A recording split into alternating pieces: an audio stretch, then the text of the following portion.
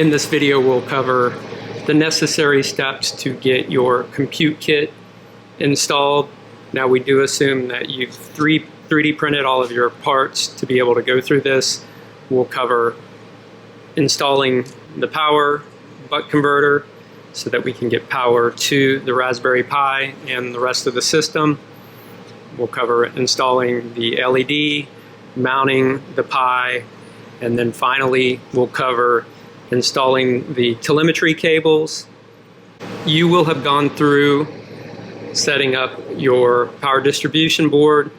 You know that we have power coming in from the battery to the board, and then we'll be sending power off to the Raspberry Pi. So use any of the free positive and negative terminals on the board, and then we'll solder a positive and a negative. So you know that the system main battery is a 4S. We'll have 16 volts coming in, 16 volts coming off the board to the power converter.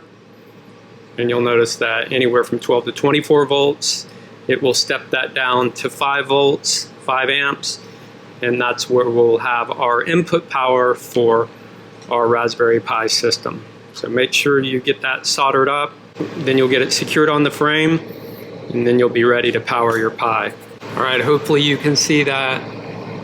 It's my PDB here, positive and negative coming off over to the buck converter, and then we'll have access to Power Pi with a USB-C.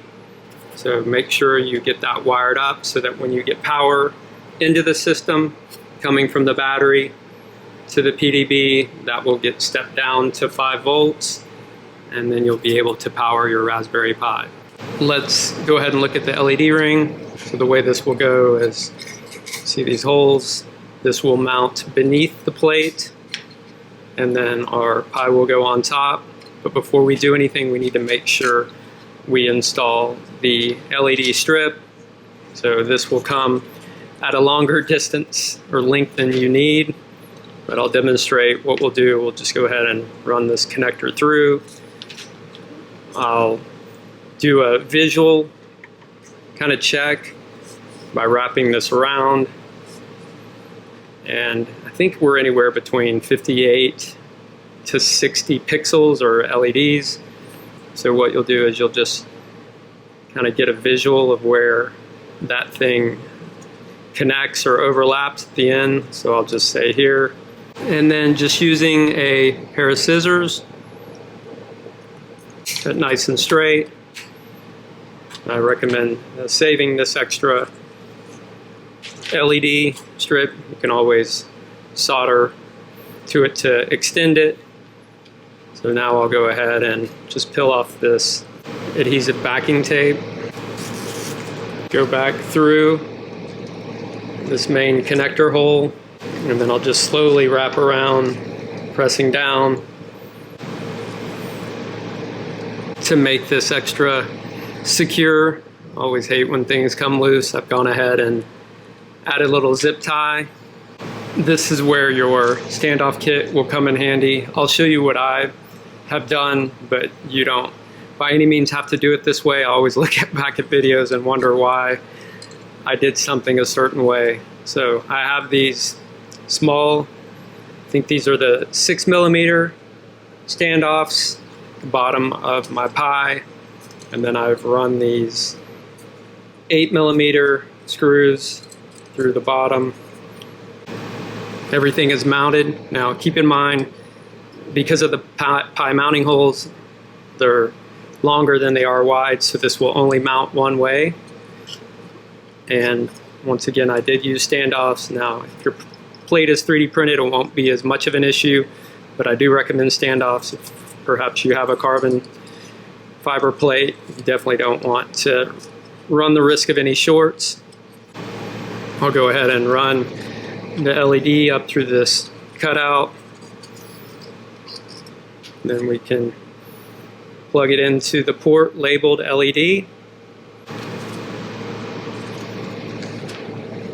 Let's talk about installation of cables before we mount our top plate. So you'll notice here that I have this plugged into the CAN port. This is actually the cable for our arc flow sensor, but for now I've just gone ahead and put that in, wired it down through the bottom of the frame. We'll connect that in an upcoming video and demonstrate position hold. The other two things that we'll connect are our TLEM1 and TLEM2 cables. Now, these will be part of your PixHawk 6C or whatever PixHawk you have, a cable kit. Generally, all PixHawk cable kits come with multiple telemetry cables. So I'm connecting to TLEM1 and TLEM2. So the next thing is we'll go ahead and put our top plate in place. I'm going to go ahead and remove these mounting screws. If we have the nose pointing forward here, I'll mount my plate just like this. So the USB port's off to the right. That will allow me to have easy access when we get to camera installation. So you'll see this here where we have the LED connected. And then what I'll do is for these two, we'll go telemetry 1 here on the left. We'll go to UART 0. And then TLEM2 will go to UART 1. So you'll notice that these are sitting here like this. And what I can do is just pick whatever rail or cutout that you want to use. So that is TLEM1 going to UART 0. And then I'll do the same for TLEM2 going to UART 1. Plug that in here. We'll deal with cable management later. And the last thing I'll do before I secure the plate is I have my Pi power. Once again, we soldered the buck converter to the power distribution board. You'll have this USB-C coming off, and I'll just run it up through here in the bottom, right next to the edge of this LED ring. Bring that up. Then I'll go ahead and plug this USB-C in right here. So everything looks good. I'll run a quick test before we wrap up this video. Let's verify that our power input is working correctly. So I'm going to go ahead and power the system with my battery. We should see the Raspberry Pi boot LED. That will come on regardless of whether or not an OS is installed on the micro SD card.